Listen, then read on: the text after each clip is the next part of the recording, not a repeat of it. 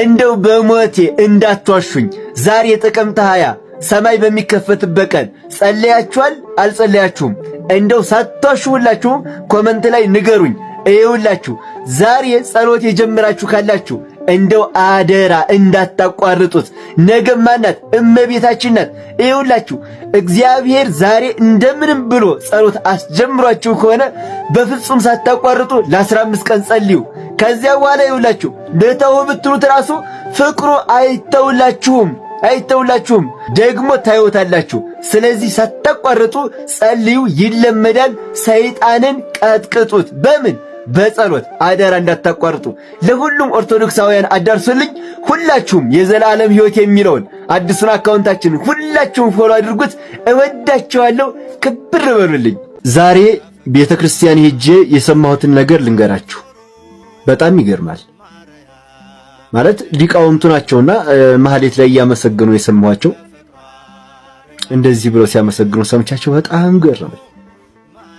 ሐዊረ ፍኖት በእግሩ ሶበይስእን ሕፃንኪ ድንግል ማርያም ሆይ ልጅሽ ኢየሱስ ክርስቶስ በእግሩ መሄድ ሲሳነው ድክም ሲለው በዚያ በግብጽ በረሃ ማለት ነው ያንቃዱ ሀቤኪ ወይበኪ እሂዞ ጽንፈ ልብስኪ እስከ ተጸውርዮ በገቦኪ ወተስእምዮ በአፉኪ እስከምትሸከሚውና እንደው በአፍሽ እስከምትስሚው ድረስ የልብስሽን ጫፍ ይዞ ያለቅሳል መሄድ አቅቶት። ያንን የግብጽን በረሃ መጓዝ አቅቶት ያ አሸዋው ባሸዋው ላይ ደግሞ ያ ፀሐይ ሲወርድበት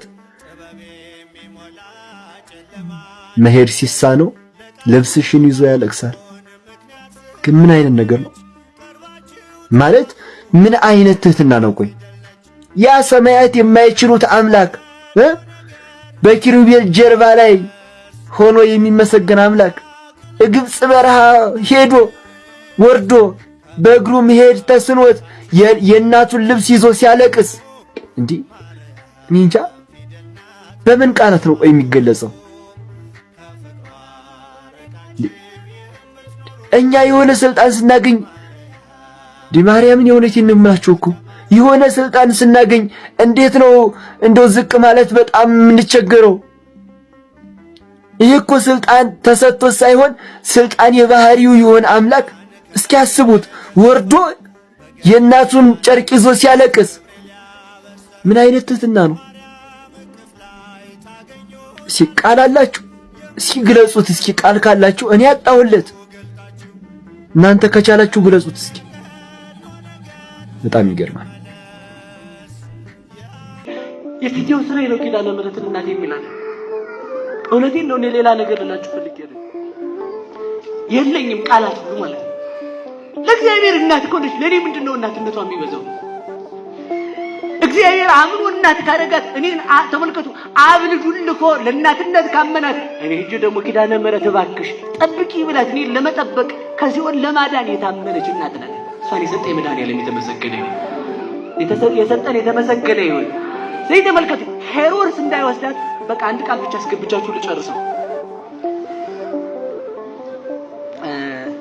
አላችሁ። ምሕረቱን አሰበ በሉ እስኪ በሉ እንጂ ማን አሰበ ምሕረቱን? ደስ ብላችሁ እንድትሄዱ ነው። ይቅር በሉ እሺ፣ ስሜታዊ ካረኳችሁ። ሄሮድስ በሉ ማንን ይፈልገዋል? ክርስቶስን በሉ እንጂ። ክርስቶስን ሲፈልግ ማንን ይፈልጋል? ክርስቶስን ስለሚገለው ድንግል ማርያም ማንን ይዛ ትሰደዳለች? በሉ እንጂ። ያሟችኋል መሰል እናንተ ራሱ በሉ ድንግል ማርያም በሉ። ክርስቶስ ሲፈለግ የሚገድለው ከሆነ ማን ትሄዳለች? ክርስቶስን ፍጡር ብለህ ልታምን፣ በክርስቶስም ልትጨፍር፣ በክርስቶስም በየቤት ዳቦ ልትቆርስ፣ በክርስቶስም አዳራሽ ሰርተህ ልትጨፍር ከተሰበሰብ ድንግል ማርያም ክርስቶስን ይዛ ትሄዳለች። ለምን? እምነትን መግደል ክርስቶስን መግደል ነውና። ክርስቶስን አለ ተመልከቱ፣ ሊቁ ሲናገር ክርስቶስን ሄሮድስ ስለሚፈልገው ድንግል ማርያም ከሄሮድስ ጋር ስምምነት የላትም። ለምን? ልጇን ሊገድል ይፈልጋልና። ስለዚህ ምን ታደርጋለች አለ ተመልከቱ፣ ክርስቶስን ይዛ ትሸሻለች። እስኪ በሉ ክርስቶስን ይዛ በሉ እመቤቴን እውነቴን ነው ክርስቶስን ይዞ ስደት ያምራል። ለምን ድንግል ማርያም መንገድ የማታውቅ ናት። ከቤተ መቅደስ ወጥታ የማታውቅ ናት። እንኳን በረሃ ከተማ የማታውቅ እኮ ናት እኮ ናት። ተመልከቱ፣ በረሃ ሳይሆን ከተማ እንኳን አሁን የከተማ ሰው ወደ አስወጥተኝን ሱሉልታን ብንለቃቸው አዲስ አበቦች መጃ የለችው። ጫካው ጋር ጅብ ይኖራል፣ ነፍሳቲቱ በቃ አውሬ እንኳን አታውቁም። እርግጠኛ ነኝ አውሬን የሚያድነው ድንግል ማርያምን ባለማወቁ ድንጋይ ሲሆን አራዊት የሚያድናቸው አራዊት ግን ለድንግል ማርያም ተሰብስበው ሰገዱ ይላል። ሰው ካውሬ አንሷል። አያችሁ። አንዳንዶቻችሁ ምንድነው መጸለይ ያለብን ትላላችሁ? የትኛውንም ጸሎት በቃ ምናልባት ብዙዎቻችሁ የማትቸገሩት አባታችን ሆይ እንደው ሌላ ጊዜ ባይኖራችሁ ሌላ ጸሎት ባታውቁ እንኳን አባታችን ሆይ እኛ ምን ጸለዩን በዚህና በሰላም ቅዱስ እመቤታችን የሚለውን በሌላ መልኩ ጊዜ ካላችሁ የዘወትር ጸሎት ውዳሴ ማርያምና ዳዊት እነዚህን መርገም መጸለይ ትችላላችሁ። ሌሎቻችሁ በወር አበባ ጊዜ በወልድ ጊዜ ምን መጸለይ ምን አለ መጸለይ ያለብን ሴቶች አላችሁ። በወር አበባ ጊዜ መጽሐፍ እንዳትነኩ የሚከለክል መጽሐፍ እኔ እስካሁን አላየሁም። አንዳንድ ሰዎች መጽሐፍም እንዳትነኩ ሲናገሩ ሰምቻለሁ። ምንጭ የለም። ምንጭ ማለት ቅድም እንዳልኳችሁ እንደ ፕሮፌሰሩ ዝም ብሎ ከሆነ ከኪስ እየመጣ የሚመጣ ትምህርት የላትም ቤተክርስቲያኒቱ። ምን አለ በነገራችን ላይ እግዚአብሔር ብሎ የእግዚአብሔርን ስም መጥራትና መጽሐፍ ቅዱስ ከመንካት የትኛው ከባድ ነው? እስኪ ንገሩ። አቤት። እና በወር አበባ ጊዜ ያለ ሴት እግዚአብሔር ብላ ስም ትጠራለች አትጠራም? እና የወር አበባ ላይ ስላለች ስሙን ታረክሰዋለች? ወደ ቤተ መቅደስ አትግባ ነው እንጂ የተባለው ጸሎት መስቀል የሚከለክላት ነገር አለ የሚል መጽሐፍ በመደበኛው ቤተክርስቲያናችን ስርዓት የለም። ስለዚህ የጸሎት መጻሕፍቶቻችሁን ይዛችሁ መጸለይ ትችላላችሁ። ምን መጸለይ የለባችሁም? ባንደግመን በማህሌት ሁሉ ጊዜ የምትባል አንዲት ቃል አለች። ማህሌት ሲጀመር ስቡ ወውዱ ዘሳረ ኩሉ ዓለመ በሐዲ ቃል ይባላል። በአንድ ቃል ላይኩን ብሎ ዓለምን የፈጠረ ስቡ እግዚአብሔር የተመሰገነ ይሁን። ማታ ማህሌት ሲጀመር እንዲህ ነው የሚባለው፣ ስቡ ወውዱስ ከቃሉ ጋር ስቡ ወውዱስ ዘሳረ ኩሉ ዓለመ በሐዲ ቃል፣ ዓለምን በአንድ ቃል የፈጠረ እግዚአብሔር ይመስገን ከተባለ በኋላ ነግስ የሚባል አለ። እሱ ከተባለ በኋላ መጨረሻ ላይ አንዲት የማትቀረከላለች ነግሱ ይለዋወጣል። እንደ ባሉ እንደ አርኬ ነው፣ እንደ ግጥም አይነት ሆኖ ቅዱሳን የሚመሰግኑበት ነው። መላእክት፣ ነቢያት፣ ሐዋርያት። ኋላ መሃል ላይ የዕለቱ መልክ ከመጀመሩ በፊት ነግሱ እንደየባሉ ይለዋወጣል። አንዲት ግን ሁልጊዜ የማትለወጥ ቃል አለች። ዘመንክር ጣዕሙ ትባላለች። ሊቃውንቱ በጣም ነው የሚወዷት። ዘመንክር ጣዕሙ ሰላም ሰላም ለዝክረ ስምኪ ዘመንክር ጣዕሙ ለወልድኪ አምሳለ ደሙ መሰረተ ሕይወት ማርያም ወጥንተ መድኃኒት ዘምቀድሙ ኪያኪ ሰናይተ ዘፈጠረ ለቤዛ ዓለሙ እግዚአብሔር ይትባረክ ወይትሐቆት ስሙ ይባላል ማለት ነው። ሰላም ለዝክረ ስምኪ ዘመንክር ጣዕሙ ለወልድኪ አምሳለ ደሙ እንደ ልጅሽ ደም ለሚጣፍጠው እንደ ልጅሽ ደም ሲጠራ እኮ ነው ማርያም ሲል ነው እንደው ዝም ብሎ የሚጣፍጠው ማለት ነው። ግን ይሄ ለማን ይጣፍጣል? ይሄን ጣዕም የሚያውቅ ልብ ይስጠን በእውነቱ ማለት ነው። እስቲ ማርያም በሉ የኛ ነሽ በሉ። አዎ ገብርኤል የሚለው አንቺ ከሴቶች ተለይተሽ የተባረክሽ ነሽ። አሜዚንግ። ምክንያቱም እንደዚህ ይዛው እንዳልኳችሁ እንደቀደም የማሙሽ እናት ቶሎ ነይ ወተቱን ባህያ አትልም። እንደዚህ ይዛው ተው እሷ ምን ልትለው እንደምትችል ማወቅ እሷ ያቀበለችው ሰው እሷ እናትየው የተነገራት መልአክ በግልጽ የነገራት እሷን ተውቶ ወስዳ ቤተ መቅደስ ለስምዖን የሚባለው ሽማግሌ ስትሰጠው እንደተቀበለው ምንድን ያለው እንደተቀበለው ውይ እንዴት ደስ ይላል ቡሹ ቡሹ ቡሹ አለ። እሱ ለማን ነው የሚባለው? ለአንተና ለኔ ነው። እኛ ከዛና ቡሹ ቡሹ ከተባልበት ኢየሱስ ጋር ስትመጣ ግን ሕፃን ነው የተጠቀለለው። እንደተቀበለው ግን ምን ብሎ ነው የሚያወራው ሰውየው? አይኖቼ ማዳንህን አይተዋልና ነው ባሪያህን። ስጋ የለበሰ መልአክ የለም፣ ስጋ የለበሰም ሰይጣን የለም። ይህንን ስጋ ያከበረ የተዋሃደ ያዳነ የፈወሰ በአባቱ ቀኝ ያስቀመጠ የድንግል ማርያም ልጅ ኢየሱስ ክርስቶስ ብቻ ነው። ክብር። ሰምታችሁ ከሆነ አሁንም ቢሆን ዛሬም ድረስ አንዳንድ ሰዎች መላእክት ስጋ ለብሰዋል ብለው ያስባሉ። ልቡሳነ ስጋ አጋንንት የሚሉት ነገር አላቸው። መቼ ነው የለበሰው? ሰይጣን ስጋ ቢለብስ ኖሮ በባብ አድሮ ገነት ይገባል? መሰወር ስራ ማደር ነው የሚችለው። ስጋ በለበሱት ላይ ሰይጣን ያድራል። ስጋን ግን ሰይጣን መልበስ አይችልም። በበሬው ሊያድር ይችላል፣ በእባቡ ሊያድር ይችላል፣ በአንበሳው ሊያድር ይችላል፣ በሰው ሊያድር ይችላል። ስጋ የለበሰ መልአክ የለም፣ ስጋ የለበሰም ሰይጣን የለም። ይህንን ስጋ ያከበረ የተዋሃደ ያዳነ የፈወሰ በአባቱ ቀኝ ያስቀመጠ የድንግል ማርያም ልጅ ኢየሱስ ክርስቶስ ብቻ ነው። ክብር ምስጋና ለመድኃኔዓለም ይሁን። ማ ኢየሱስ ክርስቶስ።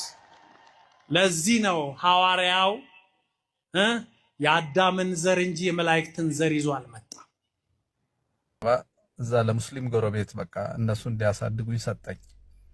በጣም አለየውም። እኔ ምንም ስጋ ሲያርዱ ብቻ ልጁ ይጓጓልና እረድ እስቲ ይሉታል። ስጋ አበዱኝም፣ ሌላ ነገር እንበላለን አብረን። ስለዚህ በቃ በጣም ጥሩ እናት አባት ሆነው አሳደጉኝ፣ አደግኩኝ። ከዛ ትምህርት ቤት ገባሁ፣ ሌላ ሀገር ሄድኩ። ቆይቼ ሲሄድ ልብስ ገዝቼ ምናምን ለዛ ላሳደጉኝ እናት ለሙስሊሙ ለባልየው ምናምን ልብስ ይሄዳለሁ። ከኔ ታላቅ ልጅ አላቸው እነሱ። ልጁ አገባና ወለደ።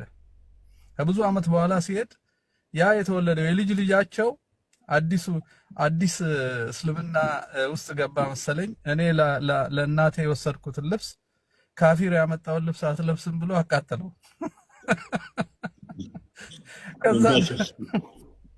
ከዛ የሴትዮዋ እስልምናና የልጅ ልጇ እስልምና ይለያያል እንዴ ብዬ ሳስብ አንድ ሰው ጠየቅኩኝ። ጎረቤት አዲስ አበባ ጎረቤት ወዳጅ አለኝ ሙስሊም፣ አብረን ለስራ ስንጓዝ ምንድን ነው ይሄ ነገር ስለው፣ አይ የባሌ ሰው ነው። አይ ድሮ መጽሐፍ ስለማናውቅ ዝም ብለን ከካፊር ጋር ምን ነው ነበር። አሁን ቴሌቪዥን አለ፣ መጽሐፍቱ ተተርጉመዋል። ብዙ ነገር ስናርቅ ወደ ኦሪጂናል እስልምና ስለሄድን ነው አለ።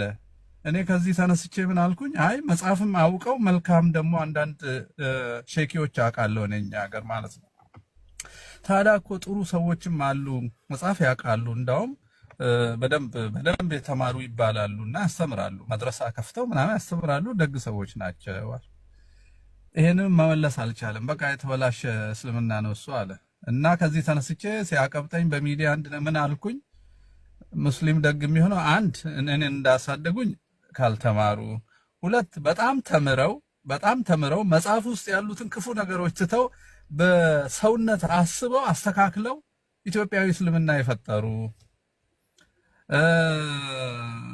ሶስተኛ ደግሞ በጣም በሃይማኖቱን በትክክል እንከተላለን ብለው ሲደክሙ እግዚአብሔር ቅድስት ሥላሴ አይቷቸው እነዚህ ሰዎች እውነቱን ቢያዩ እንደዚህ የዋናቸው እንደ ብሎ የተገለጠላቸውና በሚስጥር ክርስቲያን የሆኑ እነዚህ ሶስቱ ናቸው መልካሞች እንጂ ትክክለኛው ከሆነ እንግዲህ ሰው አይለቁም፣ መልካም መሆን አይችሉም። መጽሐፍ ውስጥ ክፉ ነገር አለ ብዬ ተናገርኩ ማለት ነው። ከዛ ብዙ ሚዲያዎች ተቀባብለው አሸባሪው ተብዬ በቃ የኦርቶዶክስ አሸባሪ ሽብር አለ እንዴ? በክርስትና ሽብር አለ ወይ? የነብዩ ስራ ተካፍለሃል ማለት ነው። ለማሸበር ተዘጋጁላቸው ነው የሚለው እኮ ቃል በቃል ቁርአኑ። ለማታቋቸውም ለምታቋቸውም ገና ለማታቋቸው ተዘጋጁላቸው፣ ለምታሸብሩበት ፈረስና የጦር መሳሪያን አዘጋጁላቸው የሚለው ምን ለማድረግ? ለማሸበር። ቃል በቃል ለዛ የሚለው ለማሸበር ተዘጋጅ። እንግዲህ ጀነት የሚገቡት የሚያሸብሩት ናቸው ማለት ነው። ያ ለማሸበር የሚዘጋጅ ከሆነ አንድ ሰው እንግዲህ አሸብራለሁ ብሎ ከተዘጋጀ ከባድ ነው። አስቸጋሪ ነው በጣም። ክርስቶስ በተቃራኒው ሰላምን እተውላችኋለሁ፣ ሰላሜን እሰጣችኋለሁ፣ እኔ የምሰጣችሁ ሰላም ዓለም እንደሚሰጥ አይደለም ማለት። የሽብር አምላክ ሳይሆን የሰላም አምላክ ነው። ዮሐንስ ወንጌል ምዕራፍ 14 ላይ ቁጥር 27 ላይ ሰላሜን እተውላችኋለሁ፣ እኔ የምሰጣችሁ ሰላም ዓለም እንደሚሰጥ አይደለም ማለት። እሱ የሰጠን ሰላም እረፍት የሚሰጥ ነው፣ የሚያቅበዘብዝ አይደለም። 24 ሰዓት ሰላም በሱ ላይ ይሁን ይላሉ ሙስሊሞች መሐመድ ላይ ሰላም ስላላገኘ። የእኛ አምላክ ሰላም የሚቀበል ሳይሆን ሰላም የሚሰጥ ነው። ያም ሰላም ደግሞ እኛ የሚያረጋጋ ነው።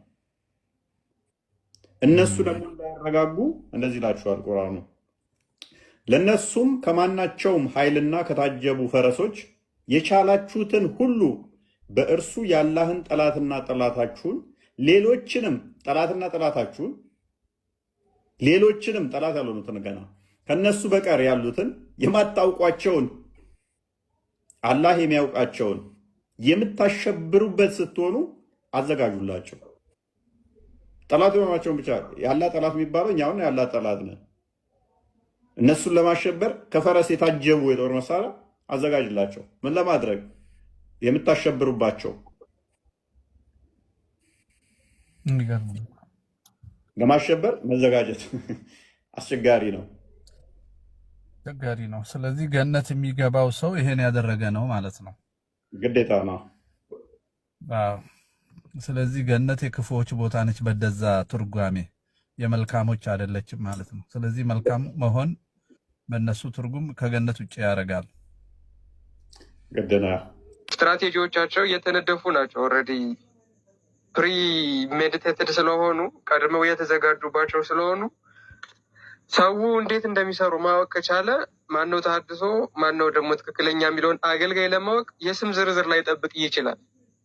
አካሄዱንና አረዳዱን ከነገርከው በእነዛ ነገሮች በመመዘን ይሄ ሰውዬ እንዲህ ነው፣ ይሄ ሰውዬ እንደዚህ ነው የሚል ነገር ለመናገር ምንም የሚጨንቀው ነገር የለም ማለት ነው። አሁን 2009 ላይ በአዳማ ማለት ነው እዛ ማዕከል ላይ የሚሆን ሀገረ ስብከቱ ላይም በጣም አስጨንቆን የነበረው ነገር ይሄ ነው።